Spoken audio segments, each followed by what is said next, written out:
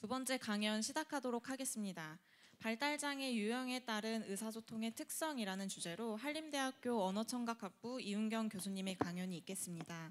이훈경 교수님은 이화여자대학교를 졸업, 언어병리학 박사를 취득하셨고 영유아 의사소통장애, 의사소통장애의 진단과 평가 등 다수의 저서와 한국판 의사소통 및 상징행동 척도 검사 등 여러 도구를 출판 및 개발하셨습니다. 한국언어청각학 임상학회 회장을 역임하셨으며 현재 한국자폐학회 부회장으로 활동하고 계십니다. 그럼 이훈경 교수님의 강연 시작하도록 하겠습니다. 큰 박수 부탁드립니다. 네. 제 소개가 너무 거창해. 네, 만나서 반갑습니다. 저는 오늘 발달장애인의 그 의사소통 특성을 이제 황 교수님이 지금 이제 발달장애의 여러 법적 정의, 학문적 정의를 이제 앞에서 설명해 주셨는데요. 그들의 발달장애인들마다 다 똑같지가 않아서 저희가 너무 어렵죠. 심지어 저희 이제 많이 시간 할애해 주신 자폐성 장애마저도 그 안에서 굉장히 오죽했으면 그 명칭에 스펙트럼이 들어갈 정도로 보여지는 양상이 너무너무 다양하거든요. 그래서 우리 같은 전문가들이 그 대상자들의 문제를 이해하고 또 적절한 방법을 찾아내는 데 끊임없이 노력을 해야 되고 고민해야 되는 것 같습니다. 저는 오늘 발달장애인들의 유형에 따른 그래서 의사소통 특성을 좀 더 먼저 살펴보도록 하겠습니다. 제 순서는 이렇고요. 좀 그냥 시간상 이제 진행하도록 하겠습니다. 발달장애는 이미 이제 현 교수님 소개해 주신 것처럼 우리나라에서는 장애인복지법에 이미 정해 들어가 있고, 그리고 2014년인가요? 제정된 그 발달장애인 복지지원법에 이렇게 발달장애가 3개의 그룹으로 이제 명시가 되어 있죠. 그래서 첫 번째는 지적장애 그룹, 아까 이제 다 보여주신 것처럼 지적장애가 첫 번째 그룹이고, 두 번째로 자폐성 장애, 그리고 세 번째로 기타 발달장애 이렇게 되어 있는데, 오늘 저도 배웠습니다. 대통령령으로 정의가 되어 있어서 실체가 없는 건가요? 라는 생각이 들고요.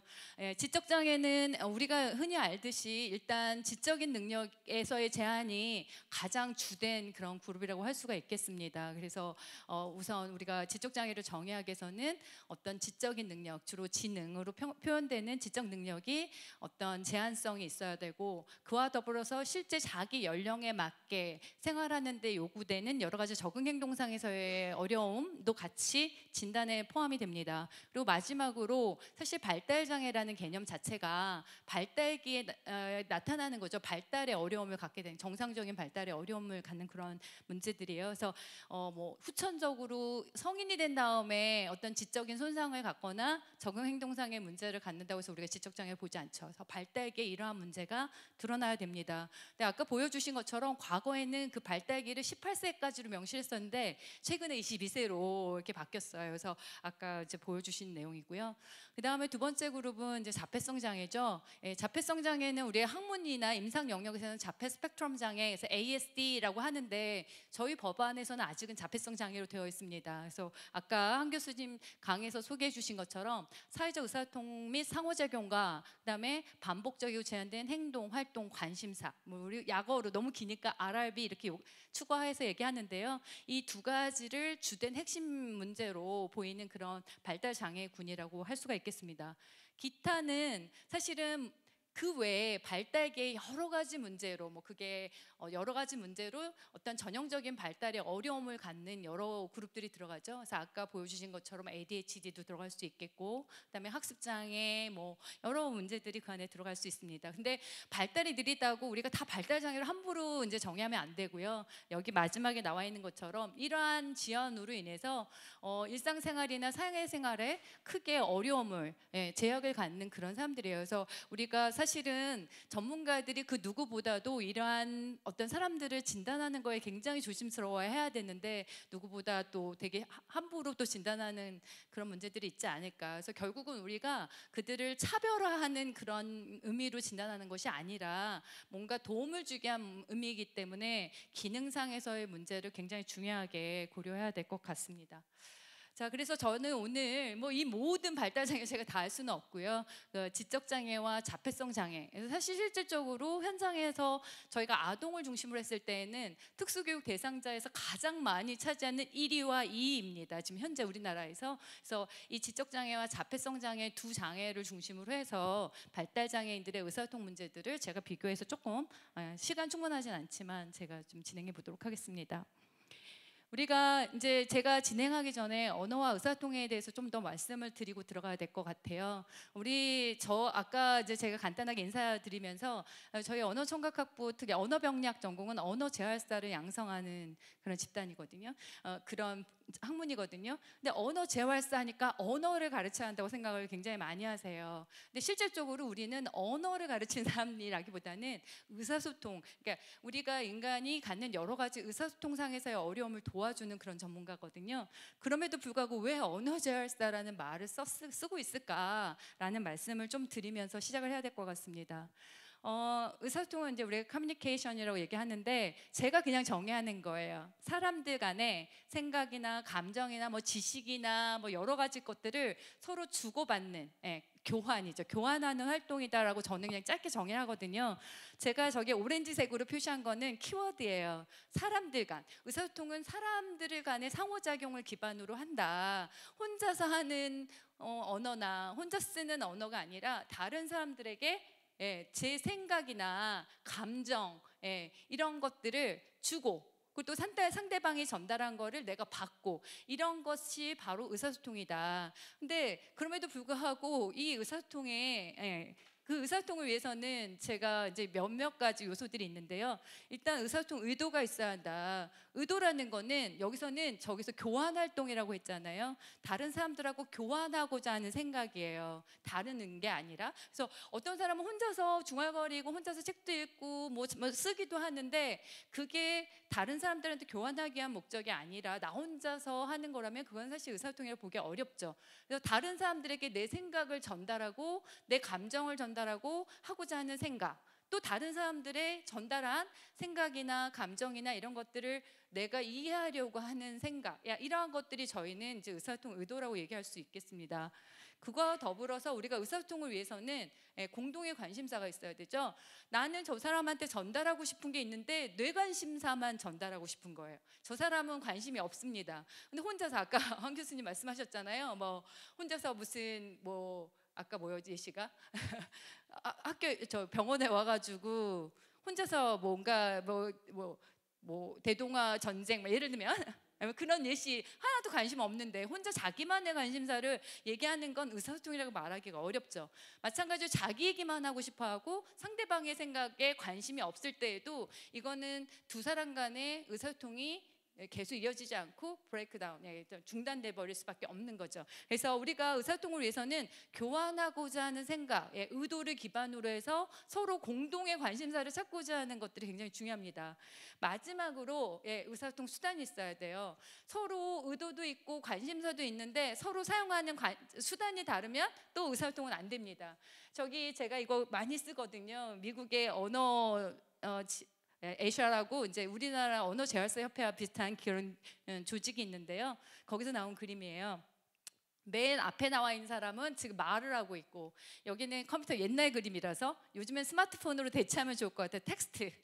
그 다음에 여기에 또 글씨 쓰는 거. 우리는 굉장히 여러 가지 방식으로 소통한다. 저도 요즘에는 직접 만나서 오럴 랭귀지 구어로 이렇게 소통하지 않고요. 다 무슨 톡으로 하는 그런 소통 방식을 선호하거든요. 근데 어쨌든 간에 그 안에서도 분명히 내가 교환하고자 하는 나의 의도가 있고 관심사가 있고 수단이 있는데 거기서 언어라는 수단이 쓰고 있죠. 언어인데 문자 언어. 반면에 그것만으로 우리가 소통을 하는 건 아니고요. 여기 밑에 나와 있는 것처럼 몸짓. 우리나라에서 이게 이제 만들어낸 몸짓이죠. 이런 거. 이러한 몸짓으로도 우리는 소통을 하고 내가 누군가에게 뭔가를 전해주는 그런 행동들 그리고 표정, 얼굴 표정, 시선 이러한 것들을 가지고 다 우리는 의사소통을 하게 됩니다. 이런데 그럼에도 불구하고 내가 몸짓으로 얼굴 표정으로 전달할 수 있는 내용은 너무 한정적이죠. 내 모든 생각과 나의 지식과 나의 감정을 이런 표정과 몸짓과 행동만으로 전달하는 것은 제한이 있습니다. 그거를 해줄 수 있는 게 뭔가? 바로 언어인 거죠. 그래서 우리는 언어를 인간의 주된 의사소통 수단으로서 가르치고 있는 것이고요. 그러다 보니까 언어 재활사라는 이름을 갖게 된 거라고 생각합니다. 그래서 뭐 여기에는 나와 있지만 지금 제가 하는 것처럼 음성 언어를 통해서 소통을 할 수도 있고, 아니면 지금 요즘에 많이 하는 저런 문자 언어들도 결국은 언어를 기반으로 하는 의사소통 수단이 된다라는 말씀을 드릴 수 있을 것 같아요. 그런데 이 언어가 너무 복잡하거든요. 언어는 그 안에 일단 가장 기본적인 단위로 단어가 있어요. 그래서 저기에 나와 있는 것처럼 사과, 먹다, 아니면 뭐 빨간, 막 여러 가지 단어들이 있거든요. 우리는 이거를 이제 다 이런 단어들의 집합체를 이제 어휘라고 하는데요. 이런 단어들이 있어야 이 단어들을 통해서 내가 전달하고자 하는 어떤 생각들을 전달할 수 있게 돼요. 근데 그걸로 그러면 이 세상의 모든 단어를 다 해야 되나? 너무 많은 의미들을, 우리가 새로운 끊임없는 단어들을 배워야 되는데, 인간이 언어에서는요, 이러한 단어들을 어떻게 결합시키는지에 따라서 굉장히 또 새로운 의미들을 창출해낼 수가 있어요. 그래서 내가 생각하고자 하는 걸 더 잘 표현할 수가 있는 거죠. 그래서 여기 밑에 나와 있는 것처럼 제가 예시를 좀 바꿔 넣었어요. 엄마 먹어, 엄마가 먹어, 엄마랑 먹어, 엄마랑 먹었어. 사실은 우리가 그냥 일반적으로 조사를 단어로 볼 것이냐 말 것이냐 이슈는 있지만, 그냥 내용어를 중심으로 해서는 엄마 먹어 이거밖에 없어요. 그런데 엄마 먹어, 엄마가 먹어, 엄마랑 먹어. 뜻이 달라졌죠. 엄마가 먹어, 엄마랑 먹어. 뜻이 달라요. 근데 거기다 엄마랑 먹었어 이렇게 되니까 또다시 새로운 의미가 생겼어요. 단어로만 우리가 뭔가 표현할 것을 다 결정하려고 하면 한도 없이 너무너무 많은 단어들을 배우고 또 그걸로도 충분히 다 전달하기가 어려운데, 이러한 단어들을 저렇게 결합시키는 그런 걸 통해서 우리는 더 많은 것들을 표현할 수 있게 된다. 그런데 또 그거를 제가 사과 먹어 이렇게 됐어요. 지금 저게 쓰인 단어도 똑같고 그걸 배열시키는 규칙도 똑같거든요. 그런데 사과 먹어? 네, 궁금해서 물어봤어요. 근데 사과 먹어 대답하거나 사과 먹어 뭔가를 설명하거나 이렇게 하는 표현들을 바뀌거든요. 언어라는 건 이렇게 다양한 영역들이 있다. 맨 위에 있는 거는 우리가 흔히 언어학에서 단어, 언어의 뜻을 다루는 영역, 그래서 의미론이라는 말을 쓰게 되고요. 이러한 단어들을 우리는 일정한 규칙에 따라서 결합을 시키게 되거든요. 그래서 이러한 것들을 구문 형태론, 우리는 흔히 이제 문법과 관련된 것들이 되고요. 그 마지막으로는 꼭 그거를 똑같은 형태와 단어와 문법이 쓰였지만 그것이 목적에 따라서 다양한 기능을 담당할 수 있는 거, 이건 좀 활용적인 것들이 되죠. 언어가 담당하는 영역들이 이렇게 복잡하고 어렵습니다. 근데 거기에 더 나가서 제가 이제 발음은 빼놨는데요. 발음은 우리가 의문론이라고 얘기하기도 하지만, 의문론이라고 하면 언어의 말소리, 자음이나 모음이나 이렇게 결합이 되는 그런 규칙을 말하는데, 또 발음 위해서는 제가 입술도 움직이고 혀도 움직이고 약간 구조를 움직여야 돼요. 그래서 저희는 이제 언어학에서 다루는 발음과 관련된 말소리와 관련된 영역은 의문론, 포놀로지라는 얘기 쓰고, 그다음에 이거를 소리를 내기 위해서 내가 신체적인 구조를 써서 소리를 내는 과정들은 이제 우리가 조음이라고 얘기를 하게 되죠. 자, 이러한 언어적인 게 적절하게 발달되지 않으면 언어가 어렵죠. 언어 습득이 어렵고 느리게 된 거죠. 그런데 우리 아까 말씀드린 것처럼 우리는 이런 언어만으로 소통하지 않는다. 그래서 우리는 의사소통 수단에서 언어와 대별해서 비언어 이라는 말을 쓰게 되는 거고요. 아까 제가 그림으로 보여드린 것처럼 시선, 일단 눈 맞춤을 하고 얼굴 표정으로, 자세로, 몸짓으로, 아니면 그 안에서 목소리 높낮이, 억양과 같은 변화, 아니면 목소리 크기 변화, 억양, 이 모든 것들을 수단으로 해서 우리가 의사소통을 완성시켜 간다라는 거죠. 제가 쓴 책에 쓴 그림인데요. 여기 아기가 아직 말을 안 해요. 언어가 없어요. 무언어, 비언어적인. 근데 그 아이는 어떨까요? 지금 딱 그림만 봐도 엄마한테 뭔가 전달하고자 하는 생각이 좀 있어 보이죠? 얼굴 엄마한테 다가가고, 그다음 엄마를 향하고, 얼굴 표정으로 고갯짓으로 아니면 의미 있는 언어는 없지만 거기에 소리 변화로 여기 오른쪽 아이도 마찬가지예요. 그래서 우리는 물론 당연히 언어를 가지고 소통을 한다면 굉장히 많은 것을 표현할 수 있지만 이러한 비언어적인 거를 같이 소통의 수단으로 쓰게 된다라는 말씀을 드릴 수 있을 것 같아요. 자, 그러면 이러한 발달장애 이제 제가 항상 뭔가 이제 다른 전문가들한테 이 뭔가 언어 의사통을 얘기할 때는 저 얘기로 맨날 시작을 하거든요. 그러면 발달장애 오늘의 주제인 발달장애인들의 의사소통은 어떤가? 이거는 이게 제가 제 자료에서 아이들이 언어 발달이 이루어지는 거를 그냥 길로 표시를 했어요. 그냥 대표적인 거 두드러지는 거는 보통은 아이들은 첫 돌을 즈음해서 엄마, 아빠 이런 첫낱말을 산출하게 되고요.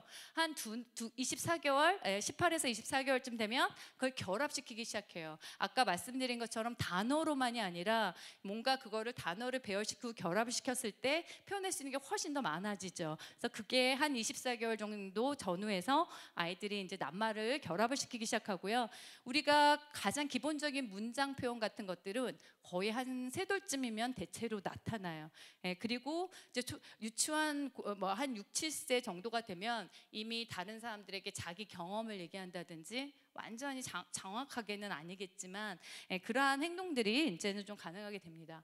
자, 그러면 이거를 저희는 이제 언어 발달에서 아이들이 초기에 언어 발달이 첫낱말은 아까 첫돌을 즈음해서 이루어진다고 했는데 아까 제가 제일 먼저 말씀드렸던 아이들이 소통을 하기 위한 의도 그리고 비언어적인 행동들, 시선을 쓴다든지 아니면 소리 내기를 의사소통을 목적으로 쓴다든지 하는 것들은 언제?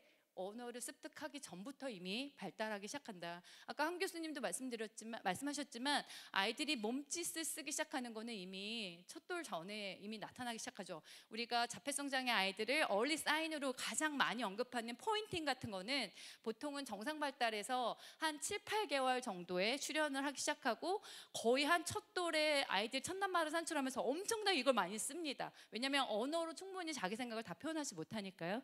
그래서 어쨌든 저는 특히 언어 이전기의 이런 발달들을 굉장히 관심을 많이 갖고 있고요. 이러한 게 결국은 아이들이 언어 습득을 했을 때 그거를 소통의 수단으로서 언어를 쓰게 하는 토대는 언어 이전기부터 이미 발달되기 시작한다라는 말씀을 드려야 될 것 같아요.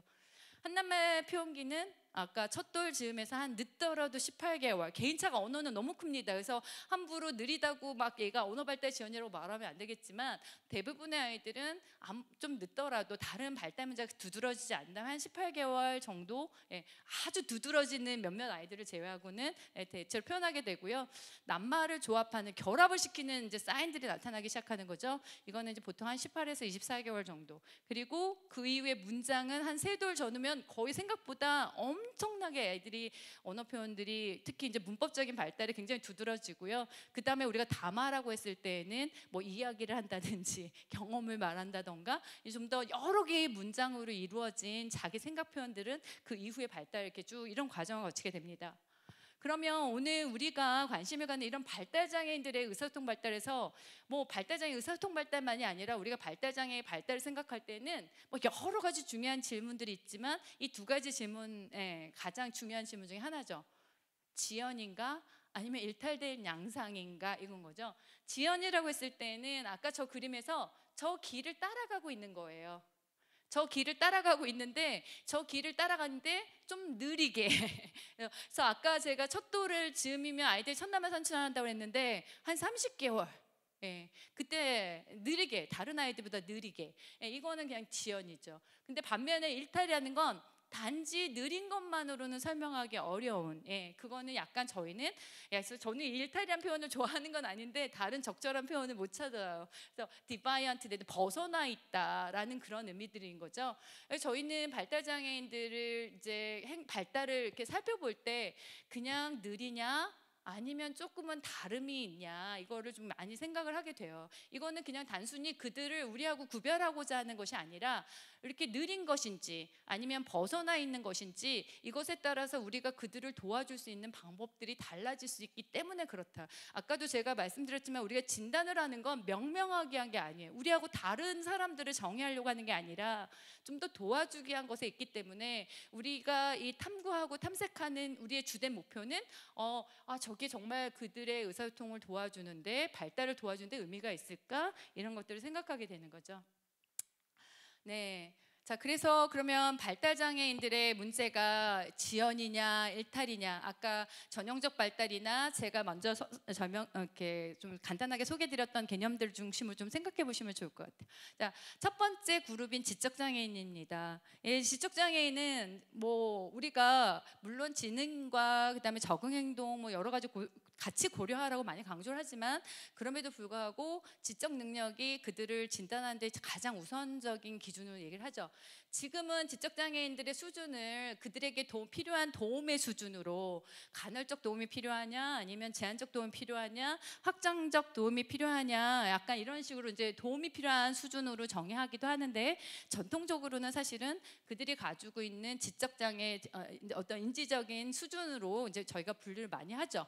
지금 여기 그림을 분포를 보시면은요, 우리가 보통은 이제 정규 분포 안에서 지금 사실은 이제 여기 진한 파랑으로 되어 있는 게 아주 전형적인 평균적인 범위, 지적 능력이, 그리고 여기 연하게 파란색으로 표시가 되어 있는 부분들은 우리가 뭐 아까 말씀하신 것처럼 경계선, 흔히 말하면 뭐 요즘엔 느린 학습자의 영역으로도 많이 설명을 하는데요. 거기까지 벗어나 우리가 지적 장애를 정의할 때는 어떻게 하나요? 보통은 평균에서 이 표준 편차 벗어나 있는 밑에 있는 여기 정도를 기준으로 하고 있고요. 그거는 우리가 지능 검사가 다 평균 100 아니 표준 편차 15는 아니지만, 우리가 가장 많이 쓰고 있는 웩슬러 지능 검사 같은 경우는 평균이 100, 표준 편차 15 정도를 고려했을 때 IQ가 지적 능력이 70 이하면 지적 장애 진단하게 되죠.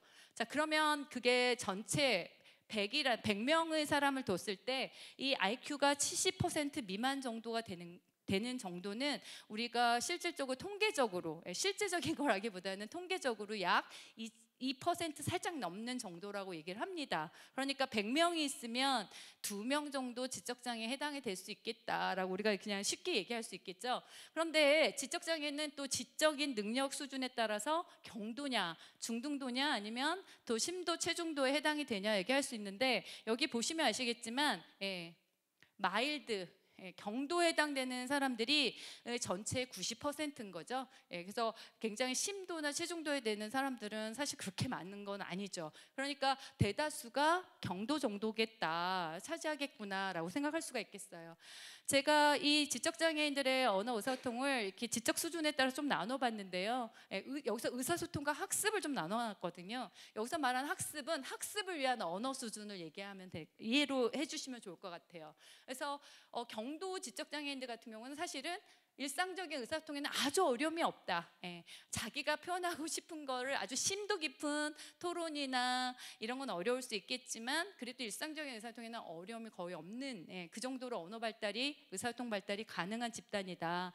대신에 학습을 위한 언어, 아까도 우리가 뭐 의사소통의 목적은 그냥 단순하게 일상적인 생각 교환에만 있는 것이 아니라 뭐 지식을 향상시킨다든지 뭐 여러 가지 의미들이 있죠. 거기서는 약간 어려움이 있다 이렇게 표현합니다. 제가 이런 걸 좋아하지는 않는데요. 이렇게 보통 문헌을 보시면 경도인 같은 경우는 초등학교 고학년 수준의 학습은 가능하다. 저는 그렇게 한정하는 걸 좋아하지 않습니다만 그런 표현들이 많이 소개가 되고 있습니다. 중등도 이상이 됐을 때는 의사소통도 일부 제한이 되고, 아주 필수적인 이제 의사소통들, 물론 그 안에서도 다양함이 있지만 그래도 의사소통이 가능하고, 학습은 좀 더 제한이 되겠죠. 마지막에 심도, 체중도의 경우에는 너무 제한이 되어서 심지어 매우 프로파운드한 그 체중도 집단의 경우에는 아예 언어적인 의사소통이 좀 어려울 수도 있는 그런 그룹이라고 볼 수가 있겠습니다. 이 모든 경우를 제가 다 얘기할 수는 없어서요. 이 중에 이제 대다수 차지하는 경도 지적장애인들을 중심으로 해서 이제 그 다음 얘기를 좀 더 이어가도록 하겠습니다. 지체냐? 일탈이냐? 예. 우리가 지적장애인의 언어 발달은 그냥 늦게 시작하고 늦게 진행된다. 근데 그 늦게 시작되고 늦게 진행되는 정도는 그들의 지적 능력하고 굉장히 관련이 될 수가 있다. 늦게 시작하고 늦게 진행이 되는데 발달하는 과정은 대체로 전형적 발달의 과정을 거쳐가는 것 같다. 그래서 굳이 말하면 약간 디바이언트된 양상보다는 딜레이된 양상으로, 지연된 양상으로 굉장히 많이 설명을 합니다. 그래서 지적장애인들의 의사소통을 얘기할 때는 자기보다 나이가 어린 아이들하고 비슷하다, 이런 표현도 굉장히 많이 쓰는데 그걸 또 제가 다 좋아하는 건 아니지만 그렇습니다.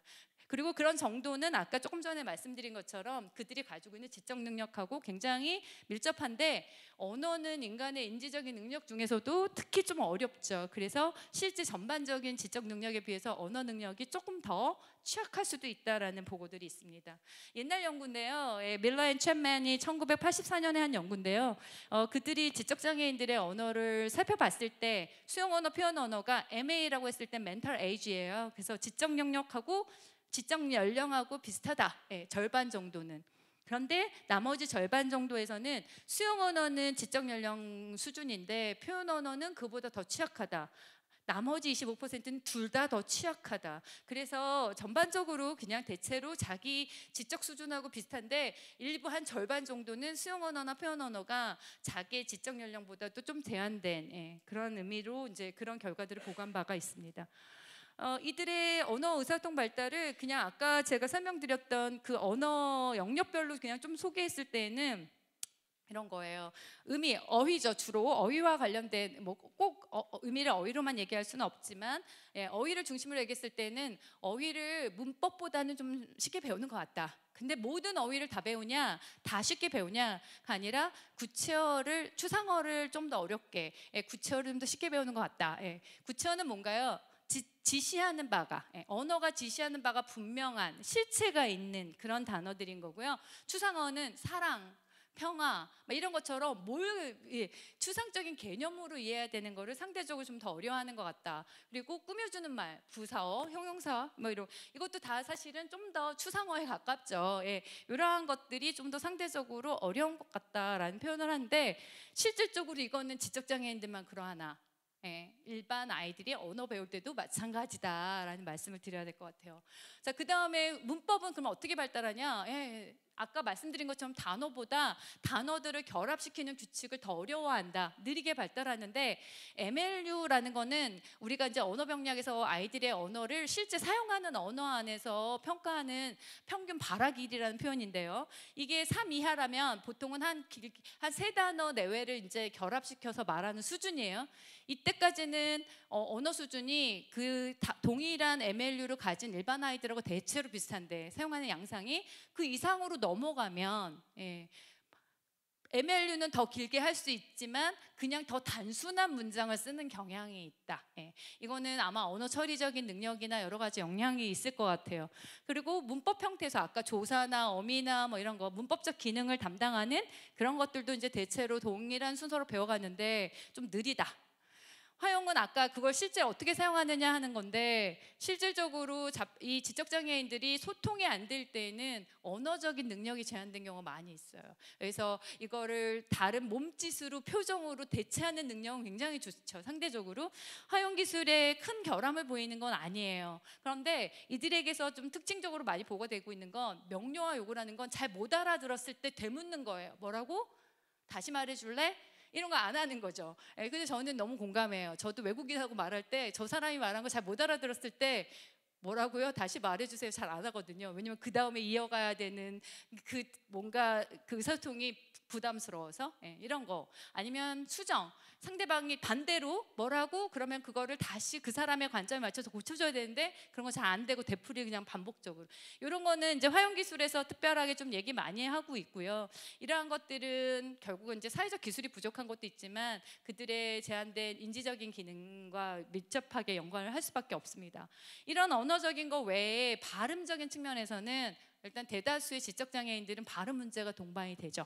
그게 아까 말소리의 문제일 수도 있겠고 아니면 아티큘레이터 조음의 문제일 수도 있지만 발음 어려움을 동반하는 경우가 대다수고요. 그리고 경우에 따라서는 말더듬 문제가 동반되는 경우가 많이 보고되고 있습니다. 이게 어떤가요? 여러분들도 한국말로 저 이렇게 한국말로 진짜 유창한 사람이거든요. 근데 영어만 하기 시작하면 이러고 있거든요.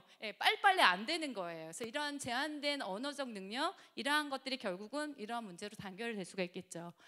어떤 느낌이 드나요? 제가 빨간색으로 표시한 거는 좀 약간 두드러지게 지적장애인들에게서 언급이 되는 부분들이고 실질적으로는 대체로 아까 말씀드린 것처럼 전형적 과정들을 따라가는 좀 느리게 따라가는 이러한 부분들이 많이 강조가 되고 있다라고 보실 수 있겠습니다. 반면에 자폐성 장애인, 자폐 스펙트럼 장애 아니면 자폐 범주성 장애 이렇게 한국에서는 번역들 하고 있는데요.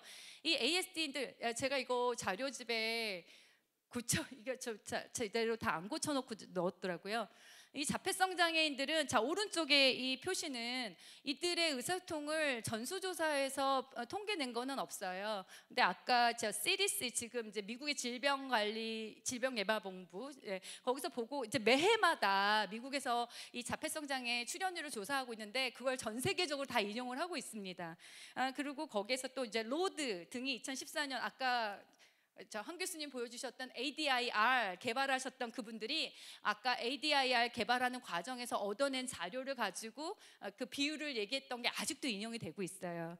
자, 여기 보시면 이 자폐성 장애인들의 전체 한 20% 이내는 약간 이내 정도, 정확한 건 아니지만 대체로 평생 무발하다, 넘버벌하다, 언어를 습득하기 어렵고 언어적 의사소통이 안 되는 그런 그룹으로 얘기를 하고 있고요.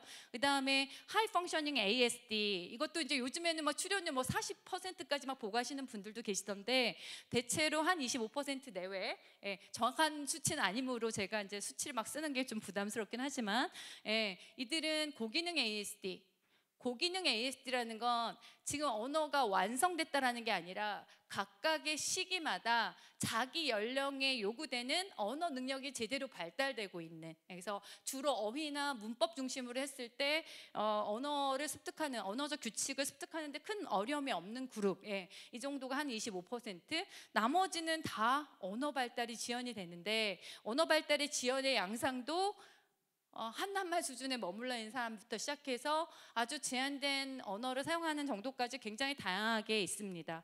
오른쪽에는요, 지적장애인들은 우리가 지능에 따라서 아니면 지원 정도에 따라서 4개의 그룹으로 보통 나누는데요. 이게 이제 DSM-5에서 자폐성 장애가 ASD로 이제 과거에 PDD에 포함되었던 그런 그룹들이 다 ASD로 묶이면서 저렇게 1수준, 2수준, 3수준, 1수준이 가장 마일드하고 3수준이 가장 시비어한 그룹인데 결국은 저기에서 보시는 것처럼 우리가 중요하게 보는 두 가지 핵심 행동, 사회적 의사소통과 RIB 이렇게 두 가지로 봤을 때 1수준 가장 마일드한 그룹, 3수준 가장 심한 그룹 이렇게 나눠볼 수가 있겠죠. 다 1수준 같은 경우는 사실 언어 비구어가 아주 어려움이 있는 건 아니지만 이 정도에 따라서 굉장히 사회적 의사소통상에서 어려움을 간다라는 거 우리가 공통적으로 언급할 수밖에 없겠다. RIB는 이따가 이제 박현욱 교수님 말씀해 주실 것 같아서 넘어가겠습니다.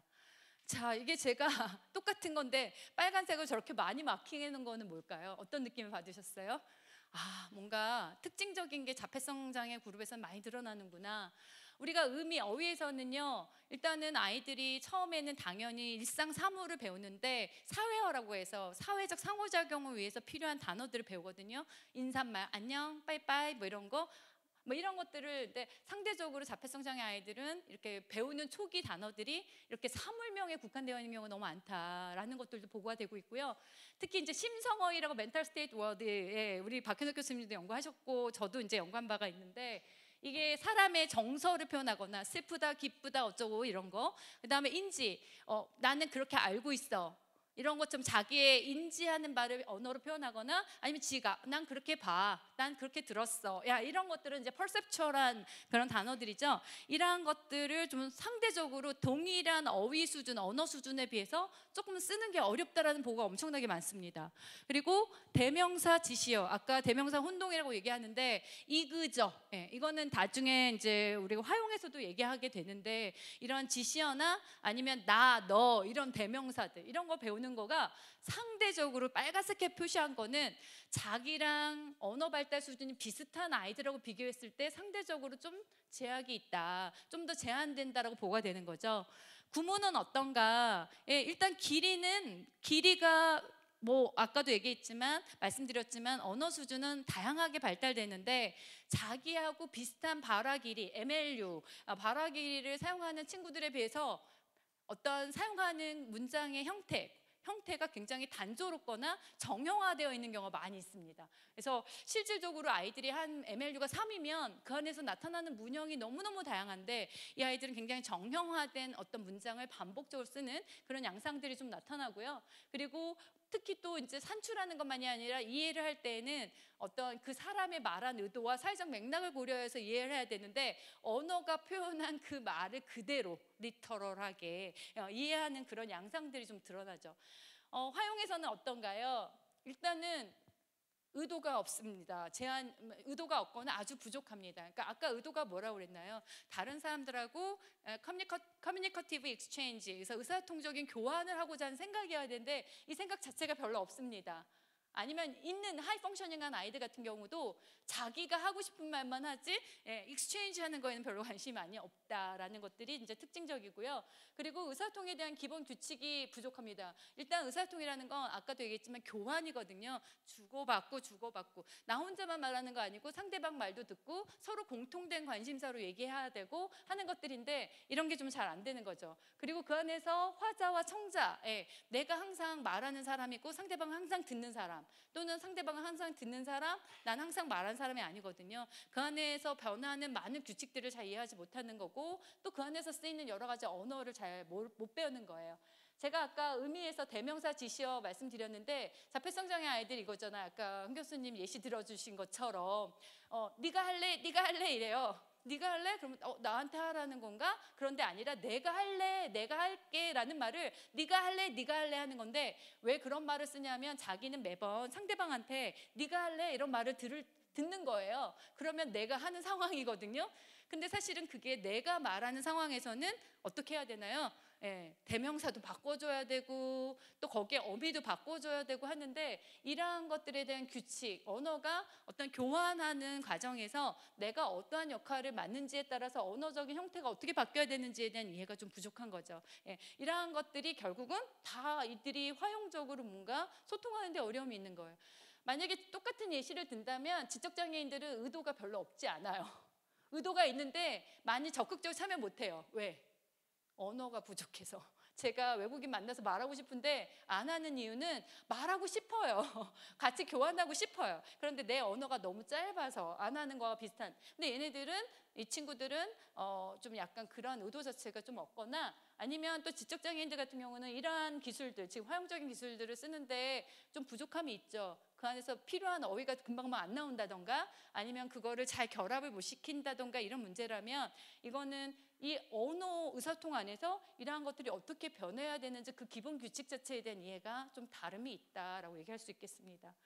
발음은 어떤가요? 발음은 상대적으로 강점이 있다라고 하는데 너무 참 재밌게도 지적장애인들은 언어 발달 수준이 낮거나 아니면 지적 기능이 떨어질수록 발음 문제가 더 이제 좀 심각하게 보고가 되는데 이 자폐성 장애인들 같은 경우는 오히려 하이 펑셔닝한 그룹, 언어가 좋은 그룹에서 약간 이렇게 어눌한 발음 보고가 좀 간혹 됩니다. 이런 보고들이 그들이 약간 뭔가 말실행증, 약간 주로 뇌에서 운동 명령을 조절하는 것과 관련해서 설명을 많이 하고 있고요.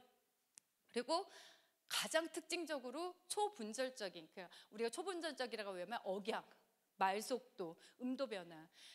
우리는 의사소통에서 이걸 너무 효과적으로 쓰거든요. 제가 늘 예시를 들어요. 안 돼. 제가 지금 언어 똑같이 쓰고 있는 이런 거거든요. 괜찮아. 알았어, 괜찮아, 괜찮아. 예, 우리는 똑같은 단어를 지금 제가 뭘 바꾸고 있나요? 억양, 말속도, 음도 이런 것들을 바꾸고 있거든요. 이것만 바꿔도 우리는 굉장히 내가 전달하는 의미들이 달라지는데 이러한 것들이 이해도 잘 안 되고 좀 상대적으로 좀 쓰는 것에 어려움이 있다라는 보고들이 엄청나게 많죠. 그 외에 특징적으로 발화 반복, 발화 반복에서 아주 대표적으로 반향어. 이게 아라비로 들어갔는데 꼭 아라비로 봐야 되는지는 저는 의견이 조금 다른 부분이 있습니다만 어쨌든 반향어는 상대방의 말을 그대로 반복하는 거예요. 그대로 반복하거나 일부를 반복하거나. 이게 뭐야? 이게 뭐야? 엄마야, 엄마야. 이건 아주 즉각적으로 반영을 하는 거지만 또 시간이 좀 일정 정도 지연이 된 다음에 할 수도 있고요. 일부 형태가 바뀔 수도 있고요. 근데 이 반향어가 상대방의 말을 그대로 반복할 때는 반향어지만 내 발화를 이게 뭐야? 그랬더니 물었어요. 이게 뭐야? 선생님이 사과야. 이게 뭐야? 이게 뭐야? 선생님은 분명히 답을 해줬는데도 자기의 이전 발화를 반복하는 경향이 있죠. 우리는 이걸 이제 보속적으로 언어를 사용한다라고 표현하는데 이러한 양상들도 드러나고 있고요. 그리고 여러 가지 아까 말씀드렸던 이런 시선이라든지 자세라든지 몸짓과 같은 그런 비언어적인 의사소통 수단을 제대로 효과적으로 쓰지 못하는 거, 또 의미를 이해하지 못하는 거, 이러한 것들이 아주 특징적이라고 할 수 있겠습니다.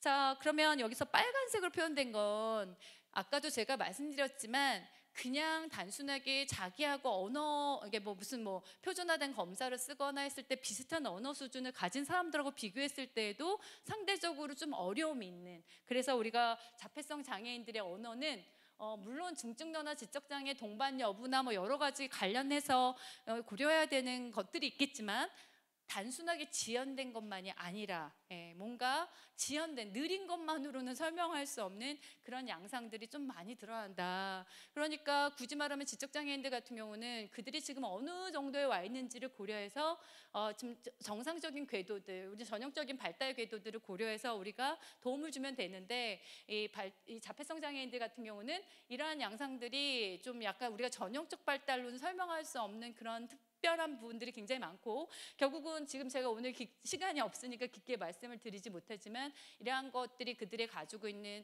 어떤 사회적 장애, 이런 것들, 아니면 동반하고 있는 지적 장애, 이런 것들과 다 연관이 되어 있으니까 단순하게 우리가 언어를 가르치는 것만으로는 소통을 하게 해주는 데는 한계가 좀 있다, 이런 말씀을 드려야 될 것 같아요. 그래서 이거 제가 이제 결론으로 두 집단을 좀 비교해 보면 다양하죠. 두 집단 다.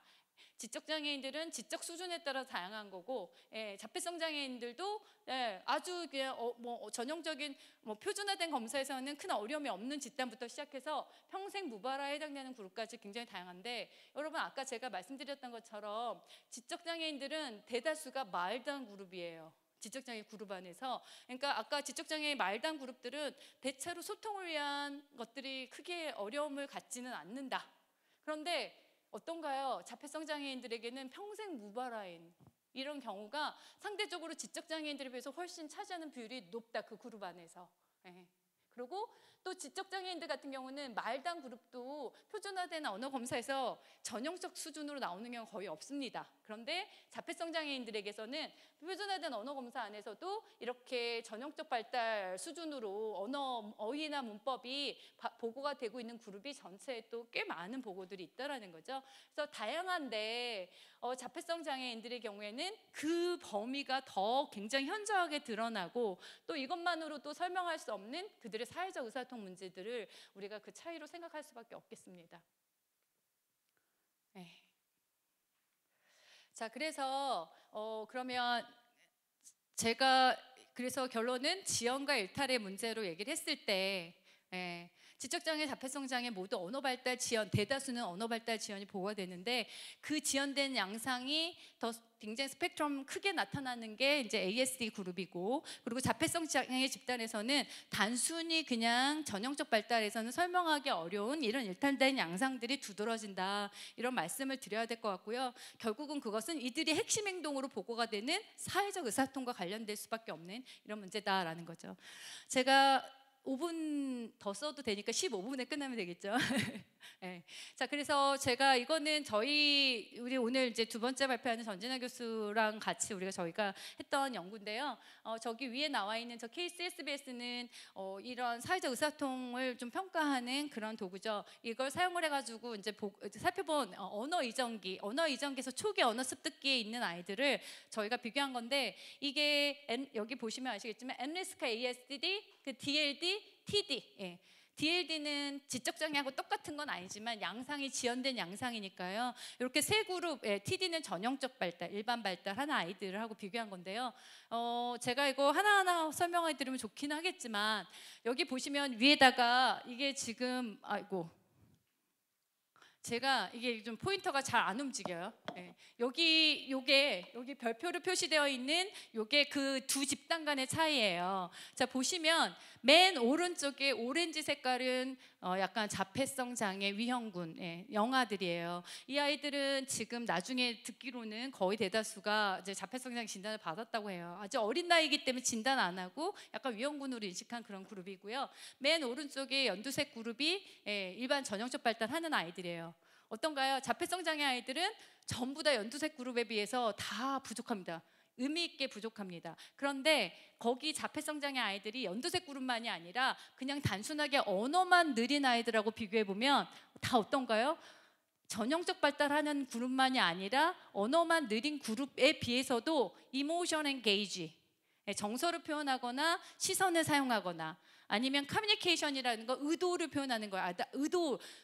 의도를 가지고 소통하는 것들이에요. 그거나 아니면 제스처, 의사소통을 목적으로 사용한 몸짓이나, 그 다음에 여기 language comprehension, words, language comprehension, 언어 이해, 그 다음에 사물 사용, 아이들이 어떤 사물을 가지고 상징적으로 놀이하는 이런 것들에서 그냥 자기 전형적 집단만이 아니라 굉장히 DLD 그룹하고도 좀 많이 차이를 보이고 있고요. 반면에 DLD 아이들은요, 어떤 거에서만 주로 차이를 보이나요?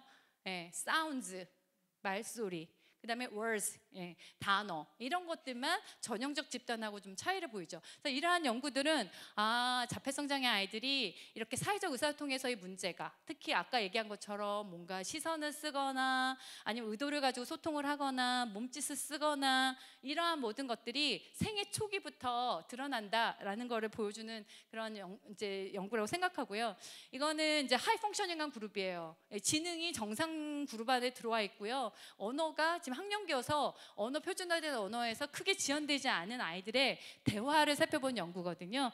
자, 위에 거는 직접 연구자들이 행동을 녹화된 걸 보고 측정한 거고요. 아래 거는 전문가들한테 그 비디오를 보여준 다음에 레이팅하게 한 그런 연구예요. 보시면 아시겠지만 언어 대화에서 언어 대화를 먼저 시작하거나 아니면 그 안에서 상대방하고 대화를 잘 주제를 맞춰서 하거나 이런 것들이 언어 대화적인 거예요. 그래서 차례 주고받기나 대화에서 공동된 관심사로, 공동된 주제로 대화를 하는 건데, 저게 별표로 나와 있는 건 하이 펑셔닝한 아이들과 그다음에 그 아이들과 언어 능력을 일치시킨 집단인데요. 전형적 집단 아이들에 비해서 다 행동 양상이 다 빈도가 다르죠. 비언어는 시선, 자세, 표정, 몸짓. 여기서는 시선과 자세에서 사용 빈도가 유의하게 적었고요. 부차 언어라고 하면 아까 억양이라든지 음도, 강도, 말속도, 이걸 전부 다 우리가 비언어로 포함하기도 하고, 언어 병리학에서는 이 부차 언어를 패러링기스틱해서 이제 표현하기도 하는데, 여기서는 물론 이제 양적 측정에서는 큰 차이가 없었어요. 이게 어커스틱 메저를 했는데, 그런데 전문가들한테 보고 판단해라 해가지고 레이팅 시켰더니 모든 거에서 거의 다 유의한 차이들이 있죠. 그래서 이거는 즉 언어가 큰 어려움이 없는 집단에서도 뭔가 대화가 원활하지가 않고, 하이 펑셔닝한 그룹 안에서도 이런 비언어적인 수단 아니면 그 안에서 뭐 억양과 같은 그런 요소들까지도 다 어려움을 갖는다라는 것들이 이 연구를 통해서 보고가 됐습니다. 시간을 제가 그래도 다 쓰고 제가 제대로 쓰고 있네요. 5분 늦게 시작해가지고 5분 더 쓰려고 했는데 저한테 딱 제가 시간 맞춰 드릴 수 있을 것 같아요.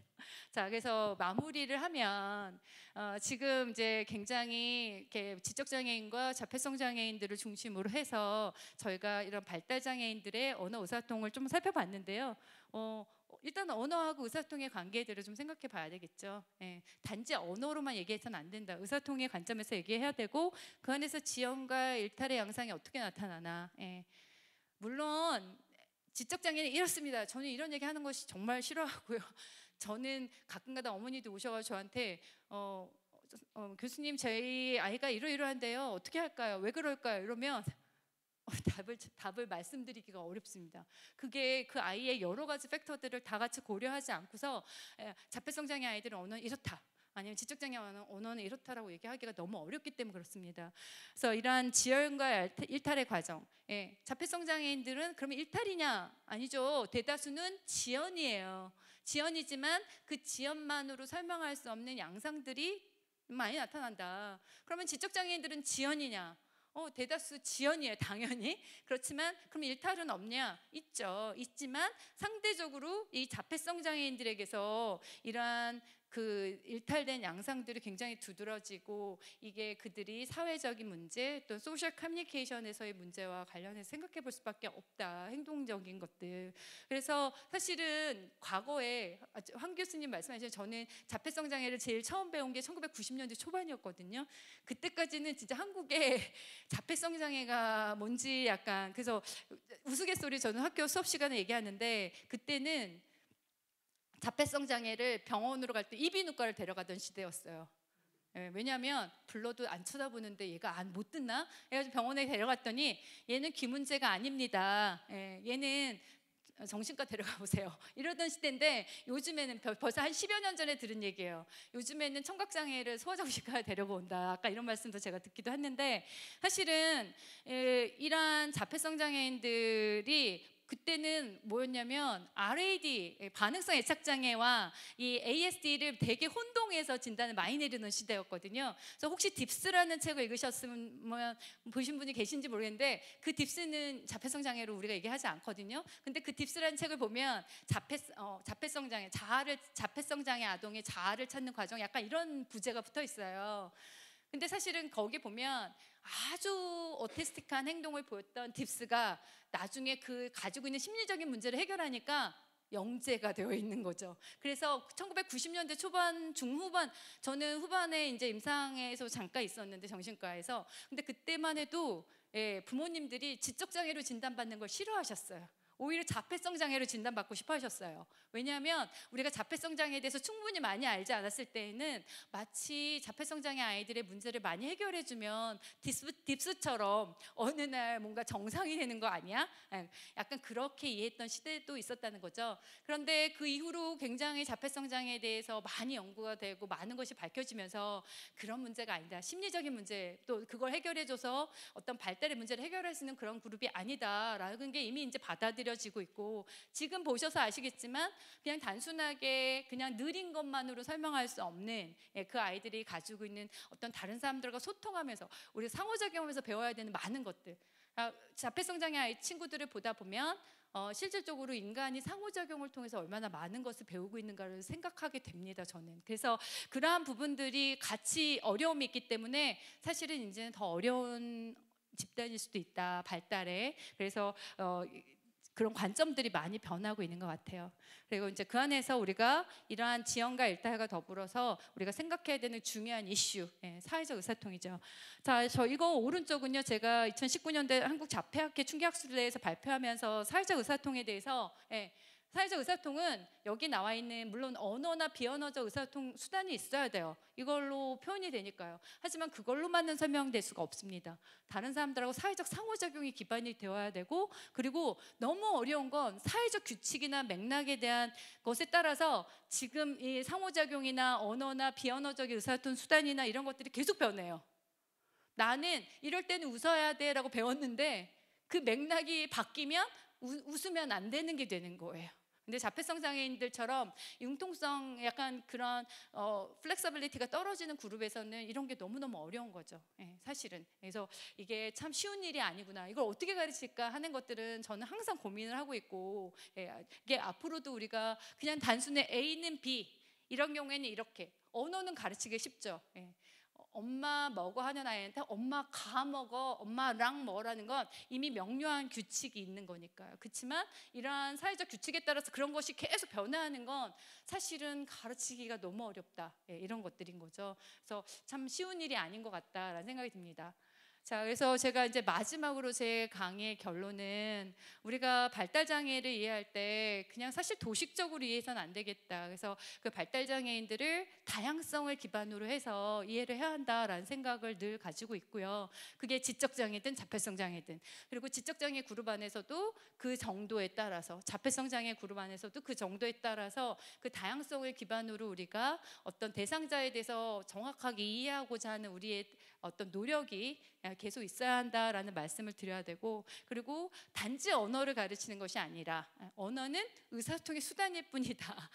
예, 그렇지만 굉장히 중요한 수단이다. 예, 그래서 어쨌든 뭐 언어를 가르치지 말라는 그런 말씀보다는 우리가 언어를 가르치더라도 그것이 의사소통을 목적으로 언어가 사용될 수 있도록 해야 한다라는 것에 우리가 항상 잊어버리면 안 되지 않을까라는 생각이 들고요.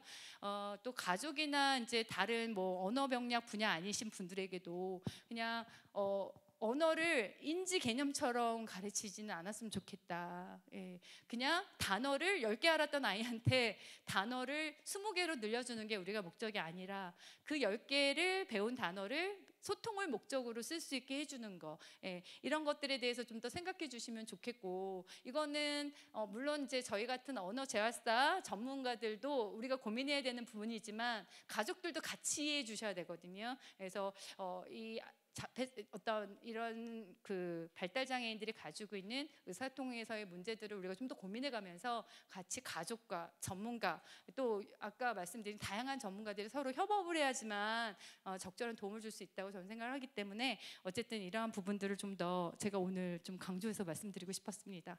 네, 여기까지 저의 강의를 발표를 마치겠습니다. 감사합니다.